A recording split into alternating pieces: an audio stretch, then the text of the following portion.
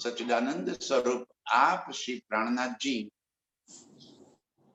हमें यहाँ फरमा रहे हैं, कहे विद विद की शाहिदी या फुरमान या हदीस। आप श्री दामगणी मोहम्मद साहब के रूप में रसूल बनकर इस खेल में आए और फुरमान माने कि कुरान और हदीसे इस संसार में उन्होंने कही। ये रसूल अर्श अजीम से ले आया कुरबान, रसूल बनकर आए तो मेरे धाम के धनी ही, इनके जोश के सिवा, उनके हुक्म के सिवा कोई और ये बातें इस खेल में बता ही नहीं सकता।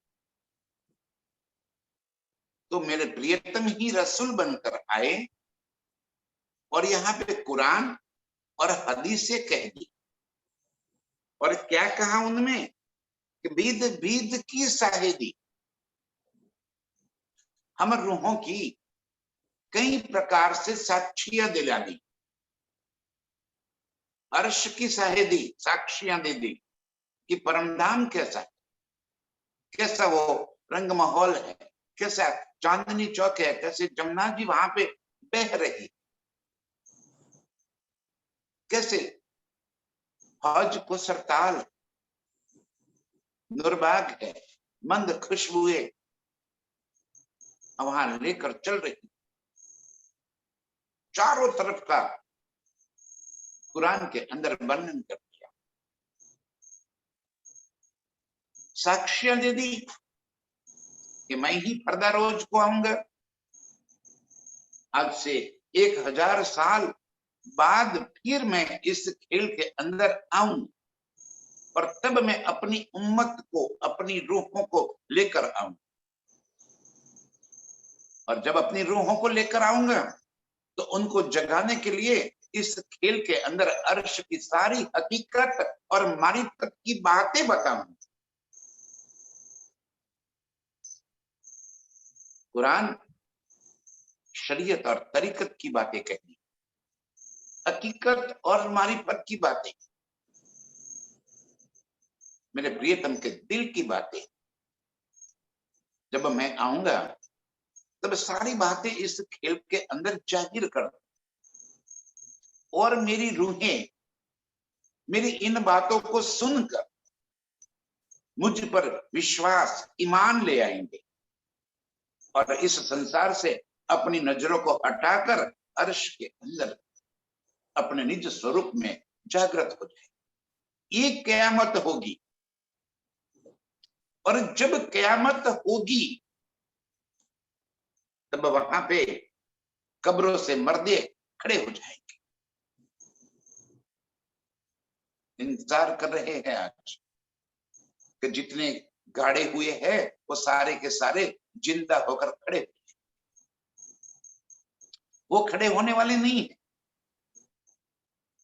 इस मुर्दा तन के अंदर बैठी आत्म जो गहरी नींद में सोई है, खामोशी में डूबी हुई है, भ्रमणाओं में, अज्ञानता में पड़ी है, वो इस ब्रह्म ज्ञान से अपने निज स्वरूप की पहचान करके निज स्वरूप में जागृत हो जाएगी। इसे कहा है इस कब्र में से आत्म को जागृत हो। ये बातूनी बातें होगी। दाबतुल अर्ज के प्रकट होना कहा है। ऐसी फितरत वाले इंसान इस खेल के अंदर, संसार के अंदर दिखाई पड़ जाए। सूरज का पश्चिम में निकलना, एक कोई सूरज पश्चिम में थोड़ी निकलेगा। आप स्वयं अक्षरातीत हिंदू तन में प्रकट होंगे। इसे कहा है सूरज का पश्चिम निकलना, और वो काम करके दिखाया। आप इमाम मेहदी साहब, आप श्री प्राणनाथ जी महाराज ठाकुर के तन के अंदर जाहिर हो गए। इमाम मेहदी का जाहिर हो जाना, ये सारे कयामत के निशान, सातों निशान, जिसका बातूनी मायना आप प्रीतम ने आकर हम रूहों को बता दिया, ताकि हमें इस बात के पर विश्वास हो जाए कि आप श्री प्राणनाथ जी ही वो इमाम मेहदी, वही अल्लाह ताला, वही खुदा, वही पूर्ण ब्रह्म, वही सच्चिदानंद अक्षरातीत हम रूहों के वास्ते इस खेल में पधारे हैं। हमें अपनी पहचान करके अपने निज स्वरूप में जगाना है, ये उद्देश्य है। अब हम इन निशानों के वजह से, इन निशानों के कारण अपने प्रियतम को पहचान ले, इस वास्ते ये निशाने लिखवाए। अब ये बानी को और कुरान और हदीसों को, इन बानी को, वेद और पुराणों को, इस बानी को भागवत और गीता के साथ, अरे दुनिया के सारे शास्त्रों के साथ इसको मिला दो, तब जाके तो ईमान दृढ़ होगा, तब जाके तो पहचान होगी। और जिसको पहचान होगी, कहा कहे जो मुख से कहे, जब लग चोट न निकसी उठ। इस शब्द को सिर्फ सुनने से क्या होगा, कहा कहो जो मुख थे कहे, इन शब्दों को सिर्फ मुख से कहना, सुनना, पढ़ना, ये कोई बड़ी बात नहीं है। इससे क्या होगा, जब लग चोट न निकसी फुट, इन शब्दों से अपने दिल के भीतर चोट न लग जाए कि मैं क्या कर रही हूं, कहां मैं फंसी हुई, मेरे प्रियतम ने मुझे क्या दिया, ये कौन सा खजाना मुझे प्राप्त हो गया। हमें तो कुछ जैसे दिल में कोई हलचल होती ही नहीं। क्या दिया है प्रियतम ने हमें, इसको जरा पहचानो तो सही कि क्यों मेरे प्रियतम ये इल्म लेकर आए और हमें एक एक रूह के घर पे पहुंचकर झिंझोड़ कर रख दिया। लेकिन चोट न निकसी फुट, ये शब्द हमारे दिल के भीतर चोट नहीं कर जाते, वरना हम इस वाणी की वास्तविकता को समझ जाते। रोज बोलते भी है इस वाणी मत के लिए जो इनको सा, और फिर भी इसको मंथन करने की बजाय, इसके एक एक शब्द के ऊपर चलने की बजाय हम और रास्ते अपनाए। आत्म जागृति के लिए जो करना है, वाणी में प्रीतम ने ये सारी बातें हमें समझाई है, कहनी, करनी और रहनी। कहनी क्या है, ये पढ़ना, सुनना, बोलना, लिखना और विचारना, ये सारी बातें कहनी है। कहनी से आगे ये जो बातें हम पढ़ रहे, बोल रहे, सुन रहे, उसी को जीवन में उतार लेना, उस मार्ग पे चल देना, वो करनी है। अब जब करनी हो गई, आत्म स्वरूप की पहचान, जागृति रहनी में आ गई। हाल में, हाल में माने क्या, वर्तमान जहां है हम, जिस स्वरूप में है, मूल मिलावे में, अपने निज स्वरूप में जागृत हो जाना। हाल आवे, जोश और इश्क आवे, जैसे हाल आ जाएंगे प्रियतम का जोश, माने कि मेरे प्रियतम ही आकर मेरे दिल में बस जाएंगे और मैं इश्क में सराबोर होकर प्रियतम के प्रेम में डूब जाऊं, मस्ती चढ़ जाएगी प्रियतम के प्रेम, खेल से नजरें हट जाएगी। यहां बैठे बैठे आत्म अपने निज स्वरूप में डूब जाए, आंखें खुल जाएगी, वही मूल मिलावे की शोभा। सामने बैठे मेरे प्रियतम, प्रियतम का मुखारविंद मंद मंद मुस्कुराती हुई मेरे प्रियतम की लबों को इश्क के गहरे सागर की तरह मेरे प्रियतम के नेत्र से बहते हुआ है इश्क।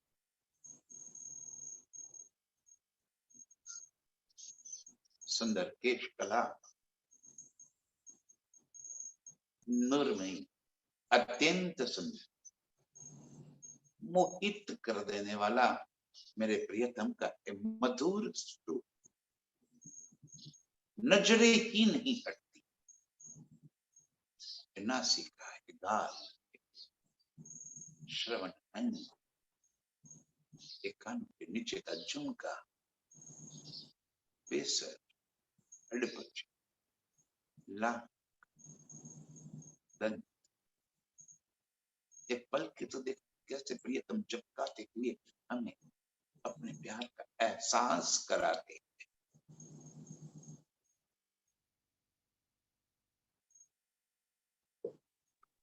सुंदर केश कला,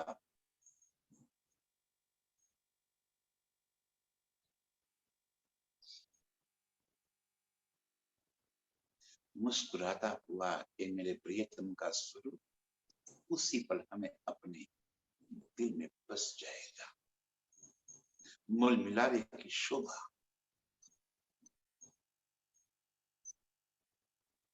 जैसे तेज बर्यो अंबर में सब रूहें जोत से जोत मिली हुई,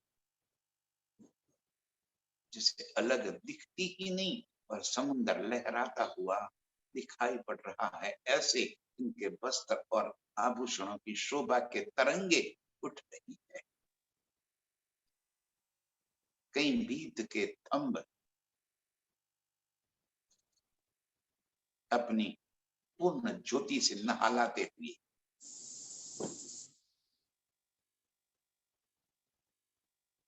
मुस्कुराती हुई श्यामा जी तिरछी नजरों से कैसे मेरे प्रियतम को निहार रही है।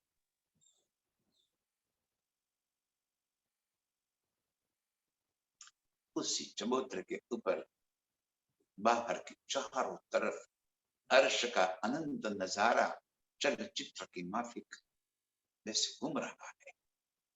कभी जमुना जी, कभी अजसर पहाड़, बड़ी बड़ी मोहलाते, पशु पंछी, उड़ी साली नृत्य करती, मधुर संगीत का लयबद्ध तरीका, इतनी मधुर संगीत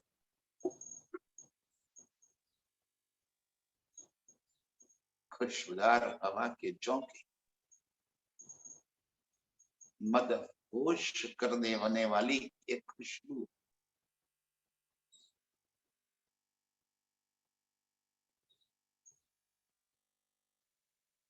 आशिक रूह अपने प्रियतम के इस दीदार में अलमस्त हो जाएगी।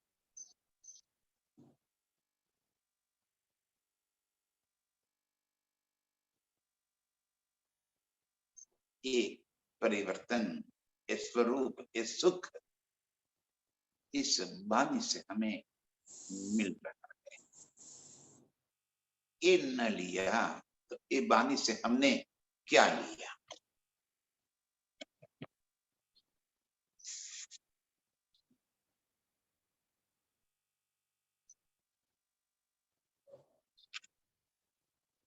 ये सुख यदि हम न ले पाए तो हम क्या किया? इसे कहते हैं जब तक चोट न निकसी फुट। प्रियतम के वचन हमारे दिल को चोट न कर जाए, और इस वास्ते रसूल बनकर आए, कुरान और हदीस से बताए, फिर आप इमाम मेहदी बनकर आए, पूरे अर्श के खजाने को इस कुल जंबानी के रूप में हमारे बीच में लाकर रख दिया। ये सारी बातें, ये सारी शोभा मेरे प्रियतम हम रूहों के वास्ते लेकर आए हैं। और भेजे नामे वसियत, सो गिरो पर बख्शीस। और बेचे नामे वसियत, मक्का मदीना से वो वसियत नामे आए हिंद के बादशाह के नाम पर, कि मक्का मदीना के मस्जिद के मीनारे कांगरे टूट गए, और वो बातें कुरान में 1000 साल पहले लिखी थी कि जब आप इमाम मेहदी प्रकट होंगे तब मक्का मदीना के मस्जिद के मीनारे टूटेंगे। और भीतर से आवाज आई, सफकत, बरकत, नूरी झंडा, कुरान और इमाम मेहदी साहब हिंद में प्रकट हो गए। वहां से लिखकर भेज दिया, हिंद के मुसलमानों, वो इमाम मेहदी वहां प्रकट हो चुके हैं, आप उनको ढूंढ लेना। फिर भी शरीयत के अंधे इन बातों को अनदेखा करके इमाम मेहदी पे ईमान न लग। और भेजे नामे वसीयतें, लेकिन क्यों से लाते, क्योंकि वो वसीयत किसके वास्ते आई थी? सो गिरो पर बख्शिश, अर्श की रूहों के वास्ते वो वसीयतनामे आए थे। अर्श की रूहों के सिवा कौन उन वसीयतनामों को समझ पाए? कुरान के भीतर आई हुई लिखी हुई सारी बातें हम रूहों के वास्ते लिखी थी। जाहिरी मुसलमान उसको शरीयत के रूप में अपना लिया, ईमान उनका शरीयत पे रह गया। हम रूहों को उसी की बातों बारे के सारी बातें बता दी प्रियतम ने आकर, और इस तरह से हम हकीकत और मारिफत के स्वरूप की पहचान कर, हमें प्रियतम ने बताया कि मेरा वास्तविक स्वरूप क्या है, अर्श की वो शोभा क्या है, तेरा मेरा संबंध क्या, अर्श की सारी पहचान हमें करा दी। सो गिरो पर बख्शिश, ये सारी बातें हम रूहों के वास्ते मेरे प्रियतम लेकर आए हैं। तीन तीन सूरत आए मिली, बात बात साहेदी ले। इस तरह इत 3 सूरत, बसरी, मलकी और हक्की, तीनों सूरत एक ही जगह पे प्रकट हो। कुरान में इनको कहा था अलफ, लाम और मीम। अलफ कहा मोहम्मद को, रूह अल्लाह, मीसा लाम,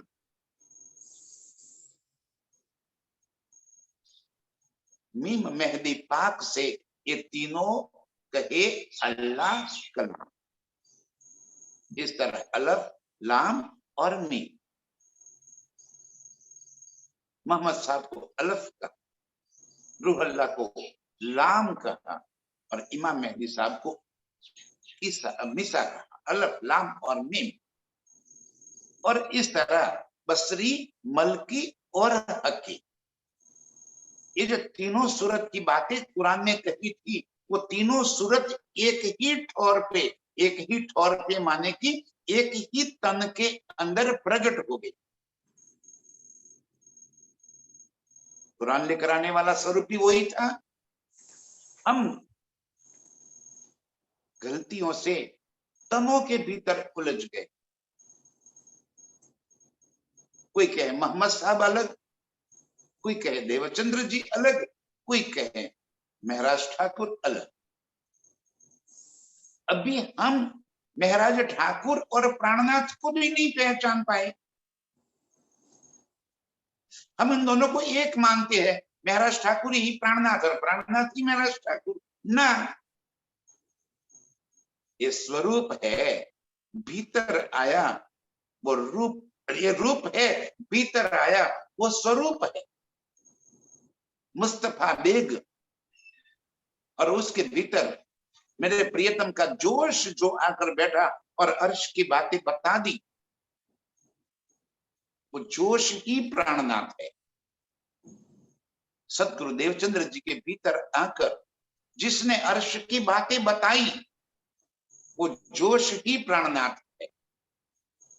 और इंद्रावती की आत्म महाराज ठाकुर के तन के बीच में आकर ये अर्श का पूर्ण खजाना खोल दिया, वो जोश ही प्राणनाथ। ब्रज में श्री कृष्ण जी के तन के भीतर आकर लीला बताने वाला, वो 11 साल 52 दिन तक लीला करने वाला, वही तो मेरे प्राणनाथ है।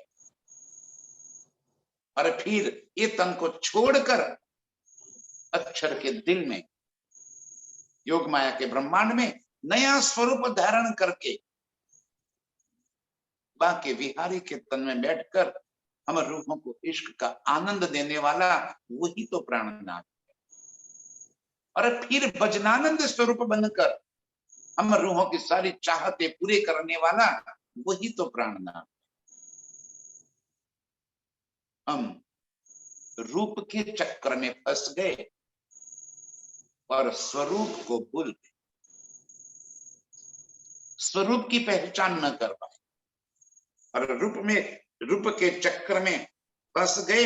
ये 3 सूरत आए मिली, बात बात साहेदी ले।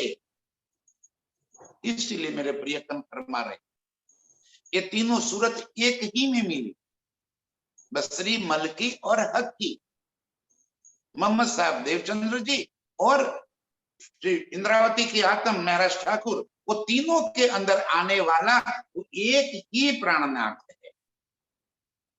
उस प्राणनाथ को पहचान, वो पूर्ण ब्रह्म को पहचान। हम तो यहाँ पे बोर्ड लगाकर बैठे। प्राणनाथ जी देवचंद्र जी के परम शिष्य थे, क्योंकि हमने प्राणनाथ को नहीं पहचाना। महाराज ठाकुर को ही प्राणनाथ समझ बैठे। अरे वो दोनों एक ही, अलफ लाम और मीम। मेरे प्रियतम यही समझा रहे हैं कि बसरी मलकी और हक की सूरत मेरी है।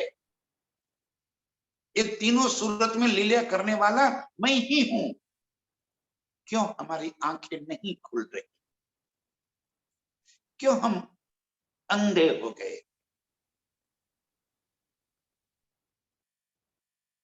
प्राणनाथ को हम मानव तन के रूप में देख रहे।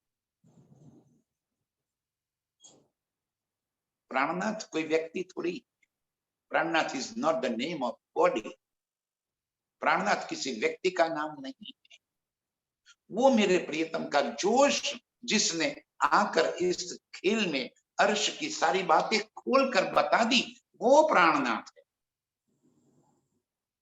आपण हजू नहीं ओळख्या, जुओ विचारी मन। इतने सालों से पारायण पढ़ते पढ़ते हो गए, मानी चर्चा सुनते सुनते हो, अभी भी हम प्राणनाथ के उस स्वरूप को नहीं पहचान, रूप को पकड़ ली। और प्राणनाथ जयंती, शाबाश,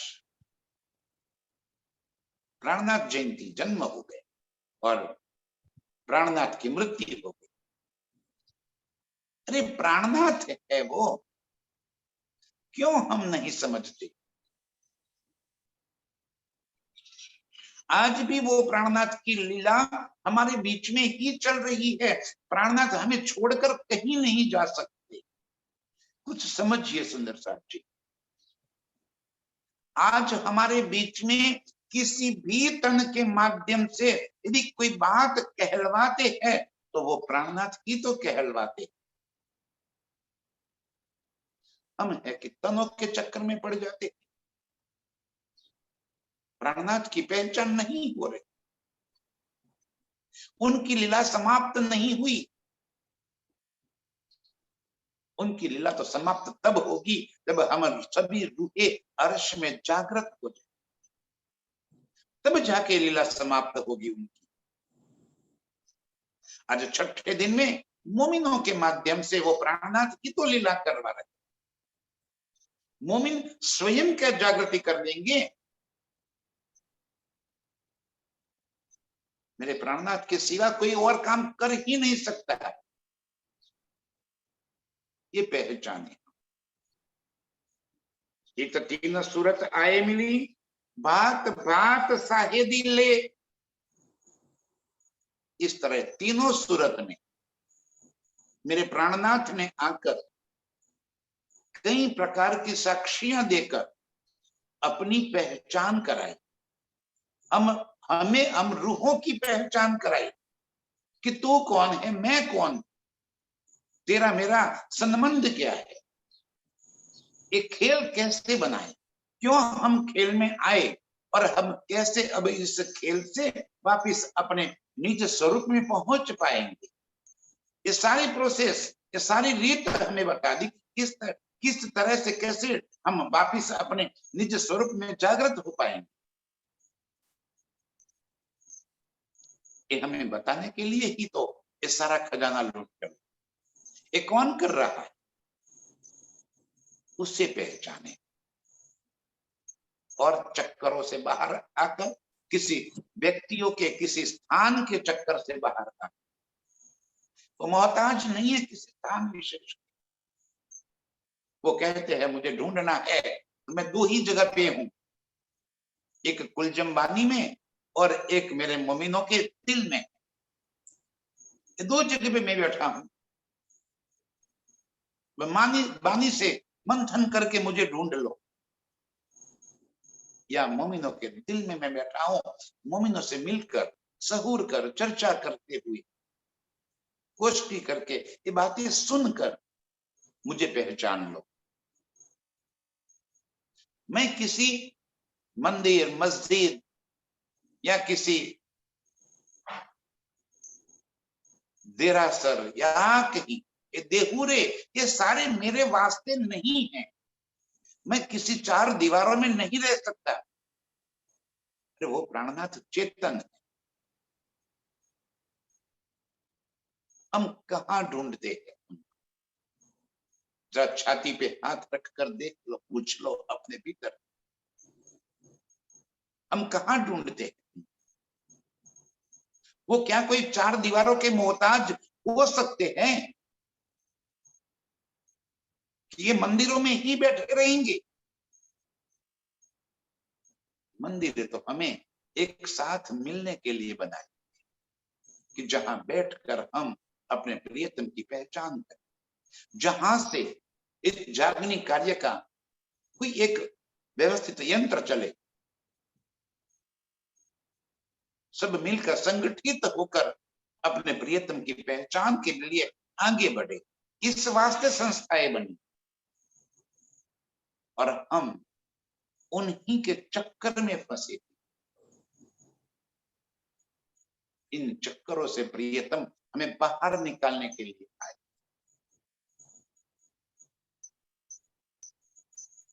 पहचान लो, बसरी, मलकी और हक्की, ये तीनों सूरत इस तरह की कई साक्षियां लेकर हमें झंझोड़ कर कह रहे हैं कि इस गहरी नींद खामोशी की भ्रमणाओं में से तो बाहर निकलकर अपने निज स्वरूप को पहचान ले। सुरता एक ही राखिए, मूल मिलावे माही। श्याम श्यामा जी साथ जी तले घूम बैठे हैं जान। वहीं हमें सुरता को पढ़ना है, वहीं पे हमें अपना ध्यान केंद्रित करना। अर्श के 25 पक्षों की बातें इस वास्ते हमें बता दी ताकि हमारा ध्यान, हमारा लक्ष्य अर्श की ओर हो जाए। अर्श का सुख देना चाहते हैं मेरे प्रियतम। ये खेल बनाया ही इस वास्ते कि प्रियतम के इश्क, दिल के इश्क की पहचान हो जाए। कितना इश्क भरा पड़ा है मेरे प्रियतम के दिल में, उस इश्क की पहचान कराने के वास्ते हमें यहाँ पर लेकर आए। ये फरामोशी भी दी तो वास्ते इश्क, एक खेल में लेकर आए तो अपना इश्क जताने के वास्ते, और उसी इश्क को दिल में धारण करके निज स्वरूप में अपने आप को जगा दो, और तब प्रियतम के वास्तविक इश्क का लुत्फ आएगा, आनंद आएगा, मजा आ जाएगा। तब उनके इश्क की पहचान होगी। अर्श में प्रियतम के इश्क के संग डूबे हुए होने के बावजूद हमें प्रियतम के इश्क की पहचान नहीं थी। इश्क में रहते हुए भी इश्क का पता ही नहीं था कि मेरे प्रियतम का इश्क क्या है, वो कैसे हमारे आशिक है, न तो उनकी आशिकी का पता चला। अरे वो मेरे प्रियतम जो पल पल हम रूहों को रिझाना चाहते हैं, रिझाना जानते हैं और रिझाते हैं। हकीकत के अनंत स्वरूप धारण करके अपनी रूहों को रिझाना यही आशिकी है मेरे प्रियतम। हम नहीं जानते अर्श की हकीकत को, न जान कि अर्श की हकीकत मेरे प्रियतम का ही तो प्रगट स्वरूप है, अर्श में कभी हम न जाने। आज इल्म से हमें प्रियतम ने अपने दिल की सारी बातें खोलकर बता दी। इन बातों को दिल में धारण करके जब हम निज स्वरूप में जागृत हो जाएंगे, तब प्रियतम के इश्क का पता चलेगा, तब इश्क का आनंद अनंत गुना बढ़ जाएगा, तब उनकी आशिकी पता चलेगी। यही बात बताने के लिए मेरे प्रियतम ये सारी बातें बात बात की साहेदी, विध विध प्रकार की साक्षियां देकर हमें अपने निज स्वरूप की पहचान करा रहे हैं। सो लगाए देखो तुम रूह सो, ए इलम लदुन्नी जे। तो ये सारी साक्षियों को कहाँ को रज लगाना है? सो लगाए देखो तुम रूह को, इन साक्षियों को अपनी आत्म के संग जोड़कर देख लो। लगाए दो मतलब क्या कि आत्म के संग जोड़ दो उसको, कि क्यों हम एक खेल में लेकर आए, क्यों ये फरामोशी का खेल दिखा रहे हैं प्रियतम। आत्म देखो उसको जोड़कर कि यही तो इनकी आशिकी है, इनका इश्क है। लगाए देखो रूह, ये सारी साक्षियों को रूह के साथ जोड़ दो, प्रियतम को रूह के साथ पहचान लो, मूल संबंध को अपने पहचान लो, उसके संग जोड़ दो इन सारी बातों को, सारी साक्षियों।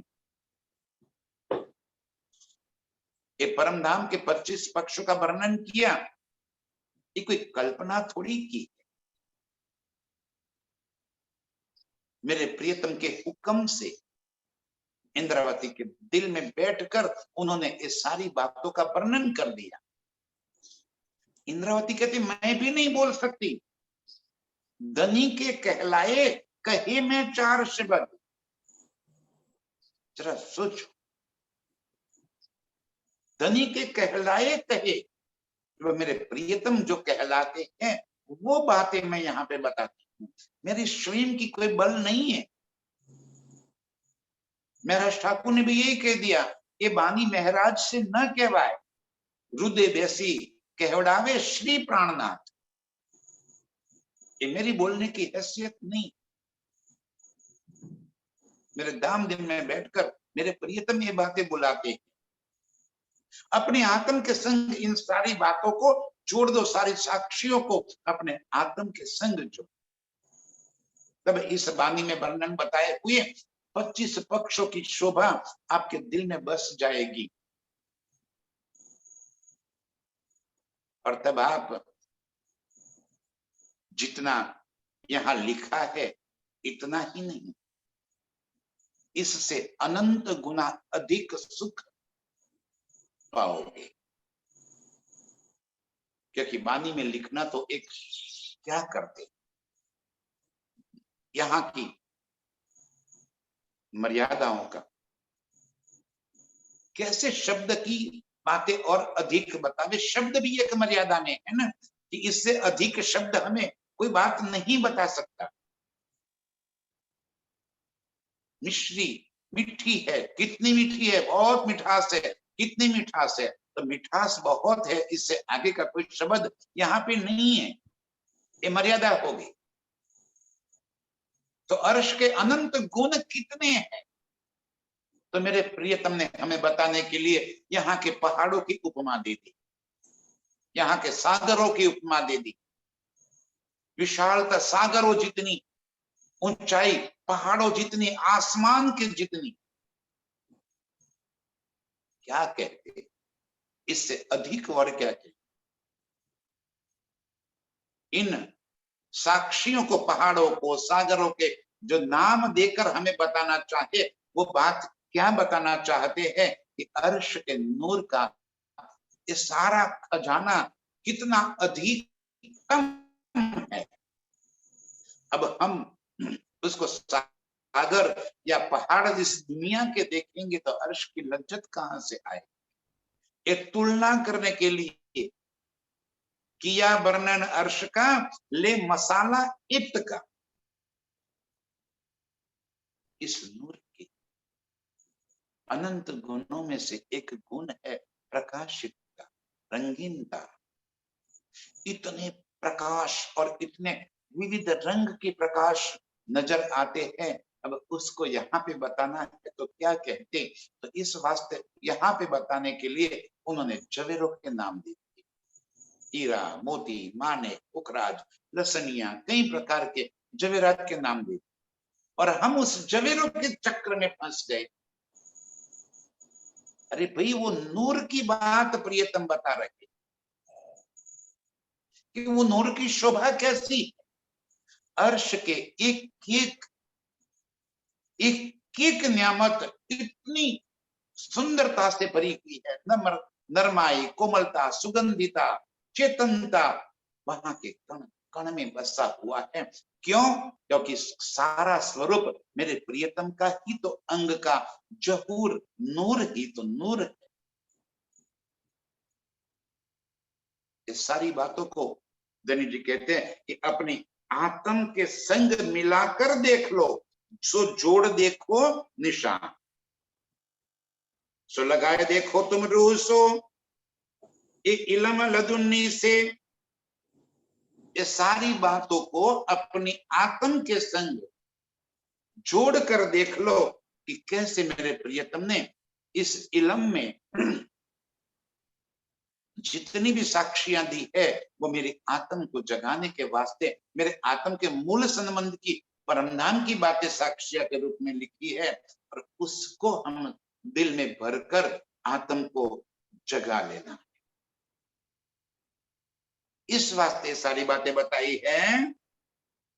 यह करत सब हुक्म, ले अव्वल से आखिर। ये करत सब हुक्म, हुक्म माने क्या? हुक्म माने मेरे प्रियतम, उनके दिल की इच्छा, ये हुक्म हो गया। हुक्म कोई और थोड़ी। हम अद्वैत को इस द्वैत के संसार में बांट दिए। हमने प्रियतम के भी स्वरूपों को बांट दी।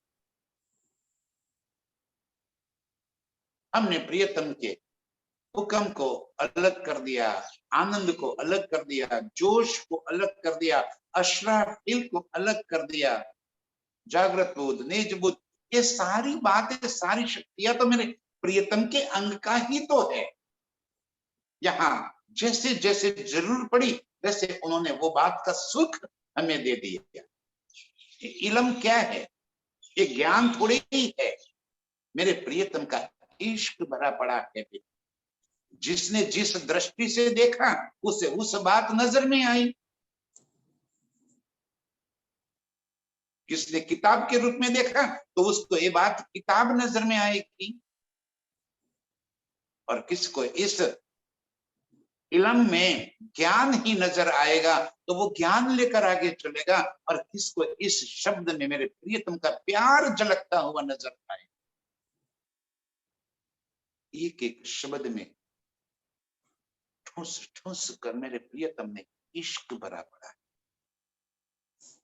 उनको अपने दिल में एहसास कर लो कितना प्यार भरा है।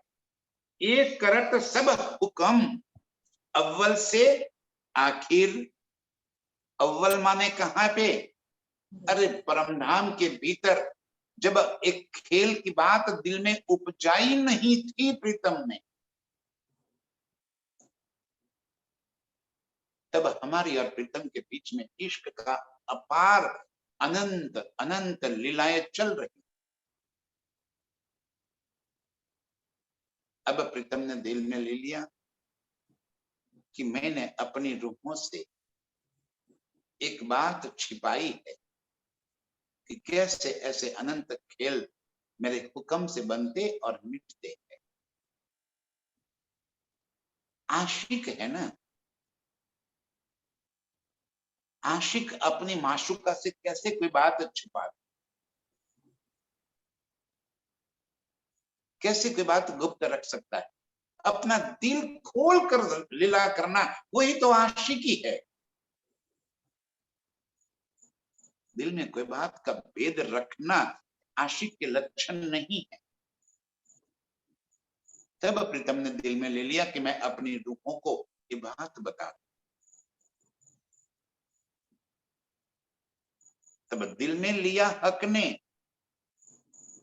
पहले मेरे प्रियतम ने अपने दिल में ले लिया और फिर वो ही बात हमारे दिल के भीतर भेज दी अव्वल से। तभी तो हमने खेल देखने की चाहत कर दी, वरना हम कहां जानते थे खेल के बारे में। उपजाई मेरे प्रियतम ने, उन्होंने हमारे दिल में एक खेल देखने की चाहत उपजाई, और जब उपजाई तो हमने खेल मांगा। मंगवाया भी उन्होंने और दिखाया भी उन्होंने। एक करत सब हुक्म, ले अव्वल से आखिर। और उसी तरह से दिल में उपजाते हुए हमें ब्रज में लेकर आए, ब्रज के सुख दिखाए। ब्रज में हमारे भीतर सिर्फ प्यार ही प्यार, और कोई पहचान थी ही नहीं। प्रेम में मगन थे। अर्श में इतना सुख दे, फिर योग माया के ब्रह्मांड में लेकर गए।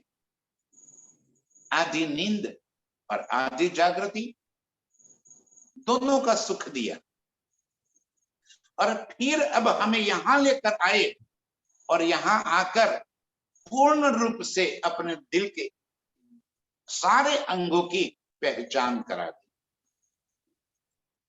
और आज भी वो ही कर रहे हैं, इल्म के माध्यम से अपने दिल के अंगों की पहचान कराते हैं। और कब तक कराते रहेंगे?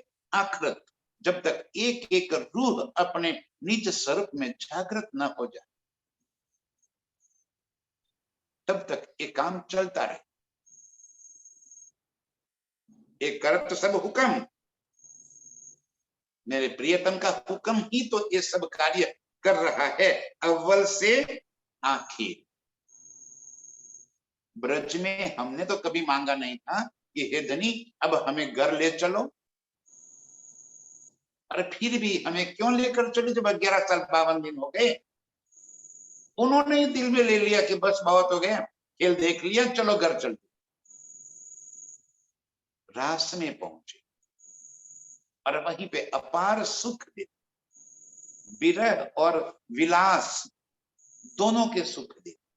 एक पल भर के लिए अंतर ध्यान क्या हो गए, हमें विलास का इतना अनुभव हो गया कि हम प्रियतम के बिना एक पल भी रह न सके।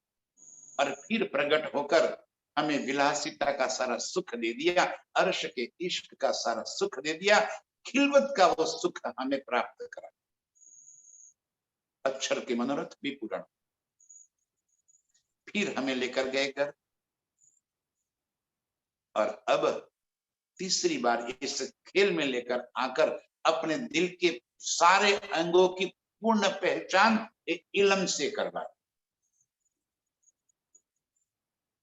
ब्रज में आए, रास में आए, न तो हमें मारिफत की पहचान थी न हकीकत की पहचान थी। हम तो प्रेम में मस्त थे ना। प्रियतम के अंगों की तो पहचान ही नहीं थी, उनकी आशिकी का तो पता ही नहीं चला,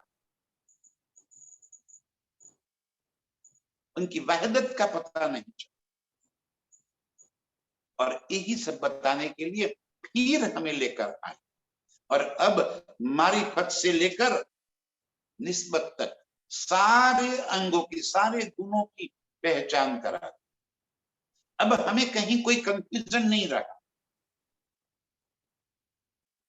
अब अर्श का सारा नजारा मेरे प्रियतम का ही स्वरूप है, ये बात भी हमारे दिल में दृढ़ हो गई।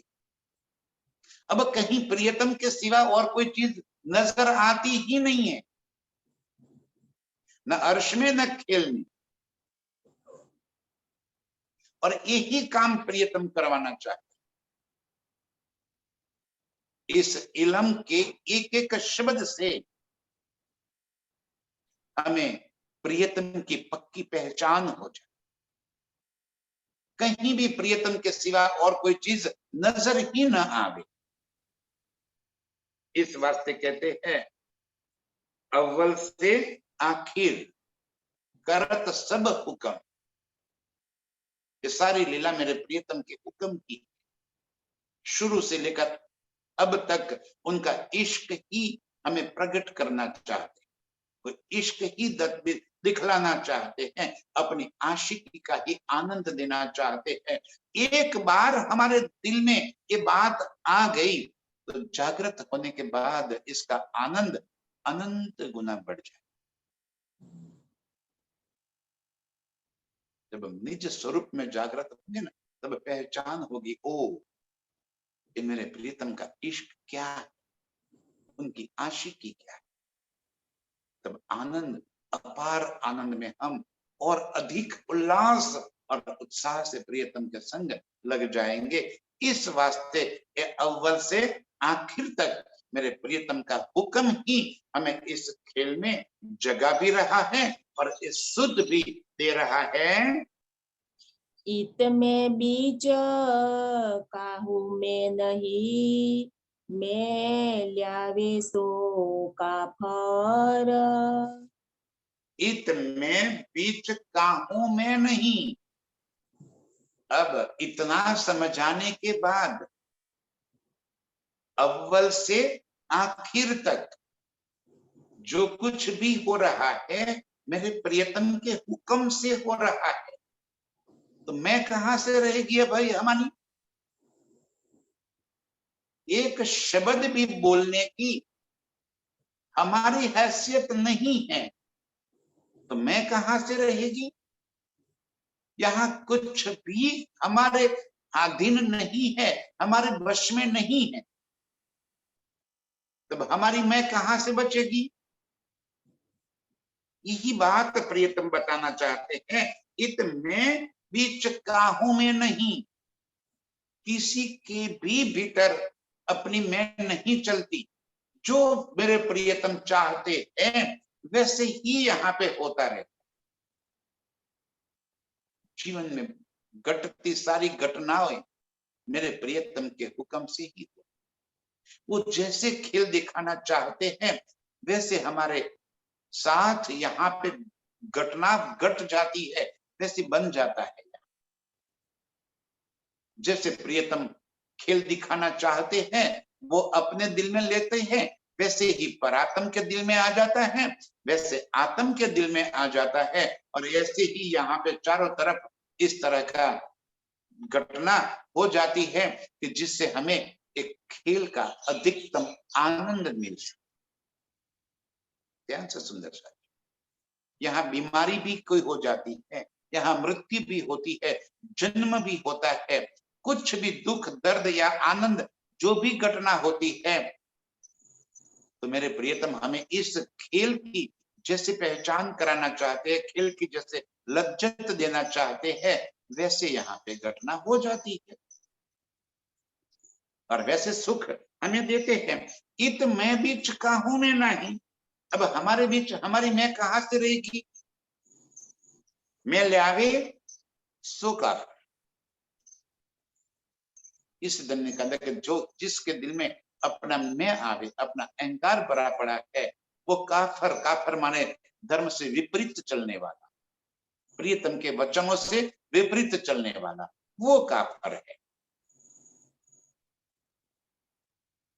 क्योंकि जिनने प्रियतम की बातों को समझ लिया उनकी तो सारी चाहतें समाप्त हो गई, मैं खुद ही समाप्त हो गए, उनके दिल में तो एक प्रियतम के सिवा और कोई बात रहेगी ही नहीं, बस मैं और मेरा प्रियतम।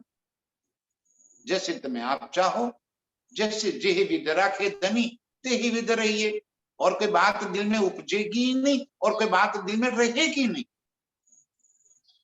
मैं कहां से रहेगी? ये मैं निकालने का तो रास्ता है। प्रियतम को मिलने के लिए बस एक ही तो चीज चाहिए, मैं खुद ही को निकालना। जैसे ही हमारे भीतर से मैं निकल जाएगी, हम बिल्कुल हल्के हो जाएंगे, ये सारा भारीपन समाप्त हो, चाहते सारी समाप्त हो जाए। प्रियतम से किसी भी प्रकार की चाहत करना, ये भी तो मैं खुद ही, कोई चीज मांगना, ये भी तो मैं खुद ही। हम कैसे कोई चीज उनसे मांग सकते? आपकी मर्जी। हमें तो आपके इश्क से, प्यार से मतलब है, और कोई चीज हमें नहीं चाहिए। आपके प्यार में रखो, मेरे तो गिरधर गोपाल दूजा न कोई।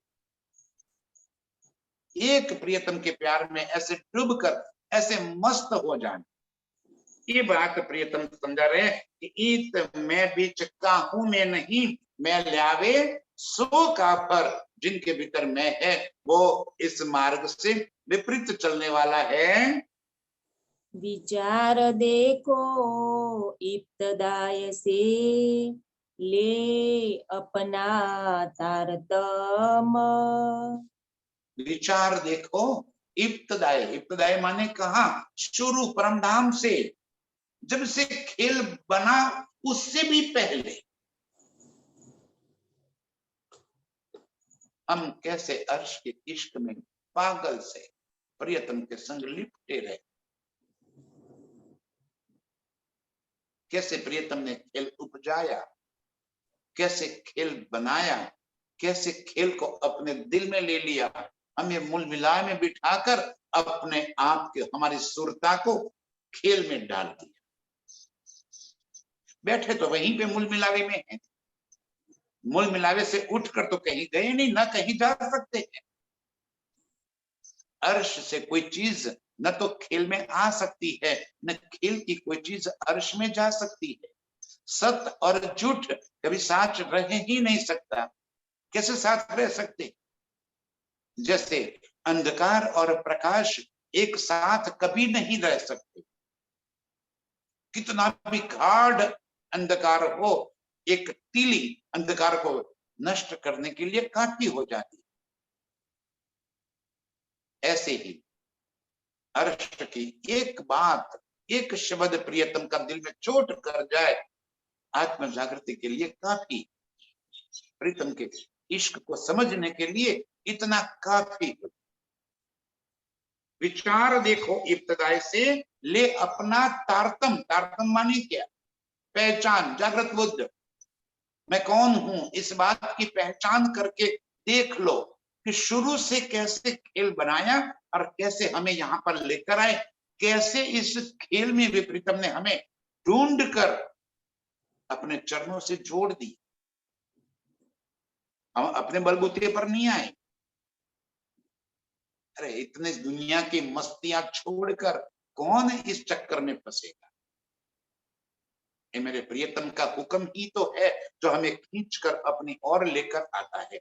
इनका हुक्म ही तो है जो हमें इन बातों में फंसाकर हमें अपनी पहचान कराता है, चाहे मर्जी से चाहे ना मर्जी से। प्रीतम का हुक्म ही हमें अपनी ओर खींचता रहता है। अपन सोवत है नींद में, खेल खिलावत खसम। देखो विचार देखो इब्तदाई से, आपन सोवत है नींद में। नींद में माने क्या? अज्ञानता में, खामोशी में, भ्रमणाओं में फंसे हुए हैं। यहाँ पे इस खेल में भी हम कितनी भ्रमणाएं लेकर बैठे,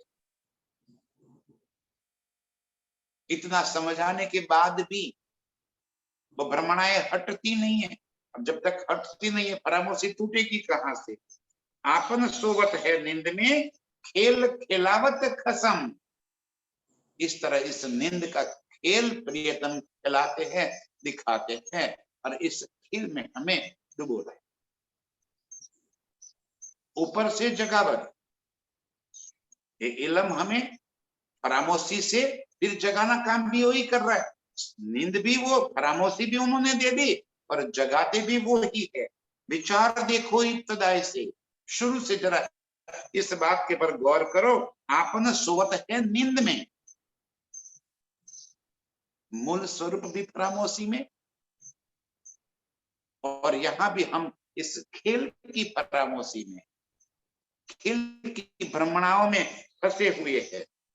और इस तरह मेरे प्रियतम हमें इस खेल को दिखाते हैं, इस खेल में हमें खिलाते।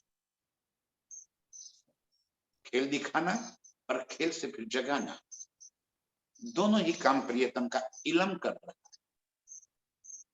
इस इलम को समझकर प्रियतम को हुक्म को ध्यान में लेकर, प्रियतम के हुक्म को शिरधार्य करके मैं खुद ही निकाल कर प्रियतम के प्यार में डूब जाए। अपने निज स्वरूप में जागृत होने का एक ही मार्ग, और उसी मार्ग पर चलने वाली हर्ष की सभी रूहों के चरणों में कोटि कोटि प्रणाम। प्रणाम। खेल खिलावत खसम। खेल खिलावत खसम। विचार देखो इब्तदाय से, विचार देखो इब्तदाय से ले अपना तारतम। ले अपना तारतम। अपन सोवत है नींद में, आपन सोवत है नींद में, खेल खिलावत खसम। खेल खिलावत खसम। खेल खिलावत खसम। खसम। बोलिए श्री प्राणनाथ प्यारे।